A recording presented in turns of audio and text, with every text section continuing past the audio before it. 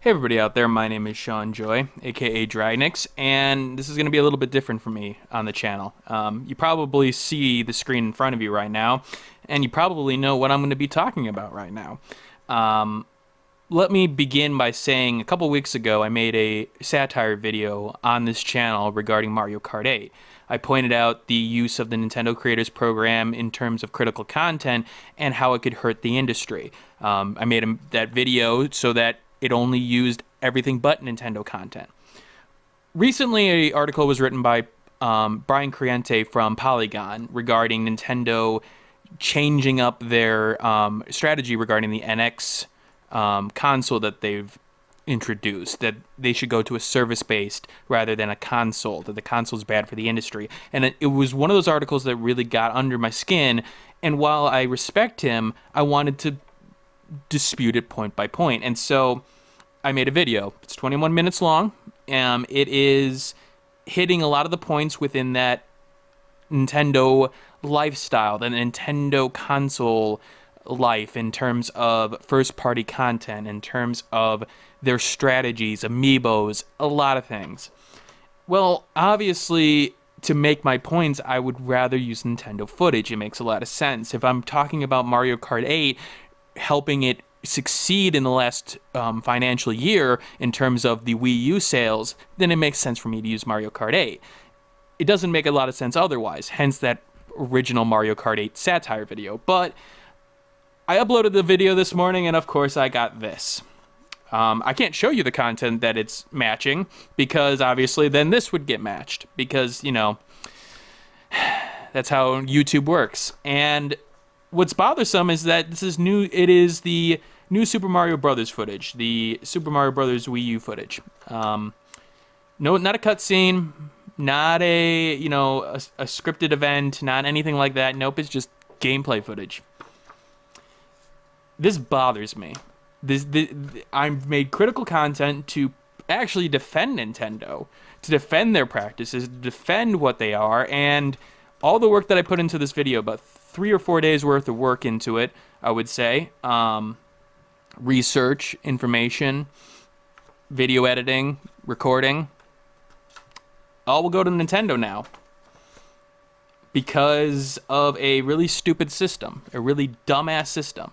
Now, people are going to argue fair use, and I wish I could argue it. I mean, the thing is that it seems to hit the points of fair use. I mean, there are 4 basic factors within fair use to determine whether or not it falls under fair use. The purpose and character of use, including whether such a use is of a commercial nature, nature of the copyrighted work, amount and substantiality, and the effect of use on a potential market. This work is critical. This is commentating on the system as a whole, the console generation as it were. It dictates how Nintendo has gone about in a historical manner. I think it's educational in several aspects, but of course, I would like to be able to monetize it. But of course, this is Nintendo we're talking about. This is their new policy regarding YouTube. I should have known. I should have known that this was going to happen, and I think I did in some senses. I didn't think it would be of this nature. I was very careful about what footage I chose. I made sure it was footage that, wasn't a cutscene, wasn't anything along that lines, and yet, here we are. I just want to bring this to people's perspective here, because people have been talking about the Nintendo Creators Program, and it's Nintendo's right, especially with Let's Play videos, and the Let's Play videos can be argued up and down all day long.